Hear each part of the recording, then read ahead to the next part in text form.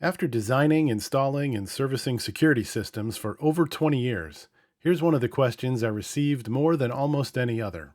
Should I self monitor my security system or pay for professional monitoring? Most homeowners think this is a cost decision.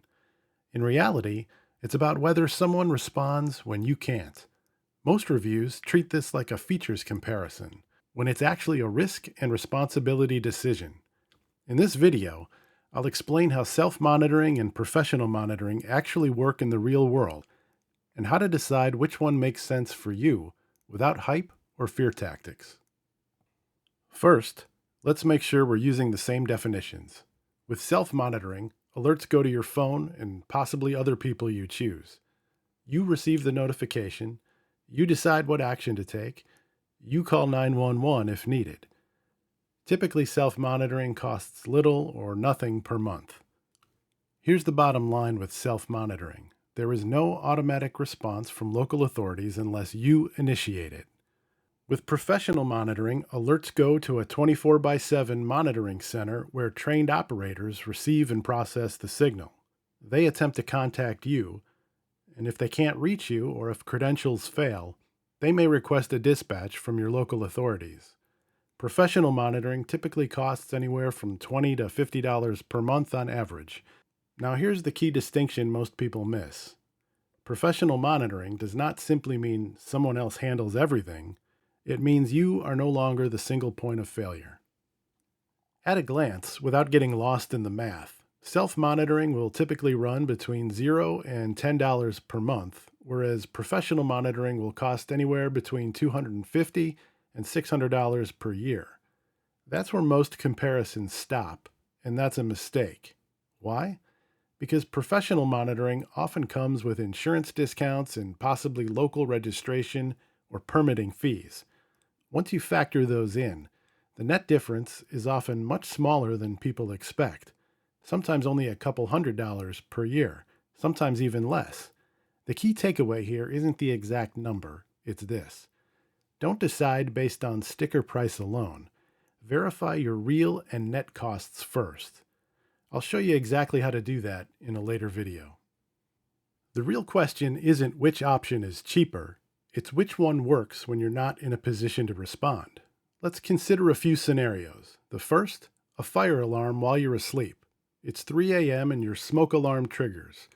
With self-monitoring, your phone may alert you, but if you're asleep, disoriented, or your phone is silent, response can be delayed. With professional monitoring, the monitoring center receives the signal immediately, contact attempts begin, and dispatch can happen even if you don't respond. I've had clients tell me the fire department arrived before they fully understood what was even happening. That's not fear, that's how systems behave in real life. Another scenario would be a carbon monoxide alarm. Carbon monoxide is dangerous precisely because it can make people confused or unconscious, often while sleeping. With self-monitoring, you may receive the alert, but your ability to respond depends on your condition. With professional monitoring, response does not depend on your awareness or clarity. Now imagine being out of town when your door sensor triggers an intrusion alarm.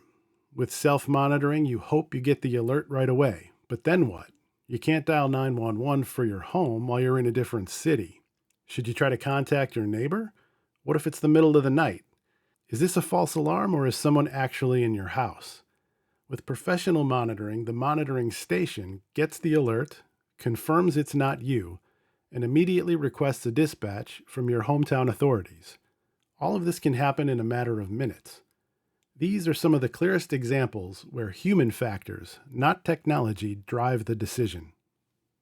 Now, none of this means self-monitoring is wrong. Self-monitoring can work very well if you're usually near your phone, you're comfortable handling alerts, you've set up notification redundancy, your system is simple and well-designed, you're willing to accept full responsibility in exchange for lower cost. Different households, different priorities.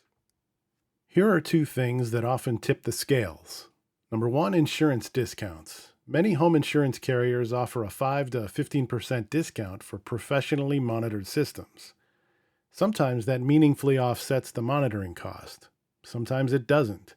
You won't know until you ask your carrier what discounts may be available.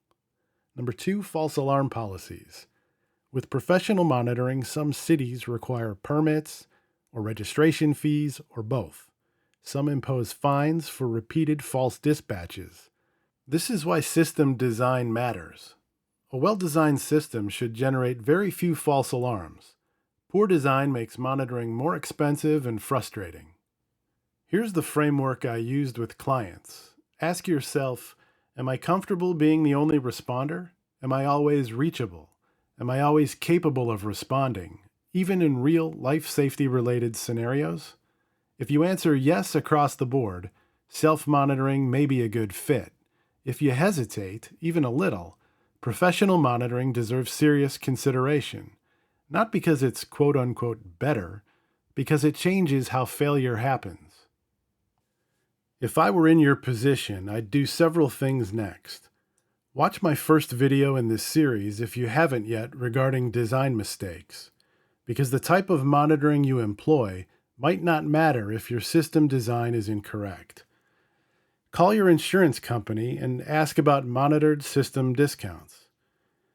Check your city's false alarm and system permitting policies. Think honestly through the scenarios we discussed. Then choose the option that fits your risk tolerance and lifestyle, not someone else's. In the next video, I'll walk through the most common security system mistakes I see after 20 years, including mistakes that lead to false alarms and systems people stop using entirely. If you found this information helpful, consider subscribing. And if you're comfortable sharing your situation or experience, drop a comment below. Real-world input helps everyone make better decisions. Thanks for watching, and I'll see you in the next one.